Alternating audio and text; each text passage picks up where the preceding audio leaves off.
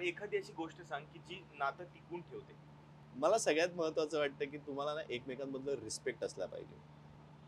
दुसरी गोष्ट मला असं वाटतं की रिलेशनशिपमध्ये ना अ, मला काय हवंय ते व्हायला पाहिजे यापेक्षा ना समोरच्याला काय हवंय याच्यात जर आपण आनंद मानला तर ते खूप सोपं होतं.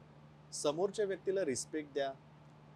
त्याच्या आनंदात तुमचा जर आनंद तुम्ही मानलात तर प्रेम वाढतं. फ्रीडम इन द सेन्स मला असं वाटतं की पार्टनर असलो ह्याचा अर्थ असा नाही की तिला तिचं आयुष्य जगू द्यायचं नाही आणि मला माझं आयुष्य जसं तुम्हाला स्पेस हवी असते तशी तिलाही स्पेस हो. तुम्ही द्यायला पाहिजे. इंडिव्हिज्युअल म्हणून ना त्या व्यक्तीला इंडिपेंडंट एक कुठेतरी कॉन्फिडन्स द्यायला पाहिजे. जर तिला काही आयुष्यात करायचं असेल, तिचे काही काही काही काही स्वप्न असतील, तर ती पूर्ण करण्यासाठी तुम्ही तिला हातभार लावला पाहिजे. तुम्ही तिला सपोर्ट केला पाहिजे आणि तिला तिची इंडिव्हिज्युअल पर्सनॅलिटी डेव्हलप करायला तुम्ही मदत केली पाहिजे. सो हे दोघांचंही असतं, हे गिव्ह अँड टेक असतं आणि हे 50-50 म्हणजे ऍक्च्युली 50-50 असतं. माझा पर्सनल अनुभव सांगतो.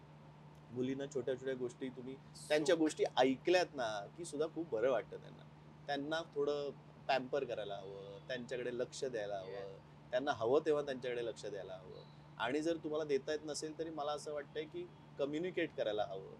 तुमची जी काही नाराजी असेल, तुमच्या काही अपेक्षा असतील त्या तुम्ही सांगायला पाहिजे. त्यातल्या अर्ध्या गोष्टी मी करत नाही, पण मी तुला सांगतो माझा अनुभव म्हणून सांगतोय.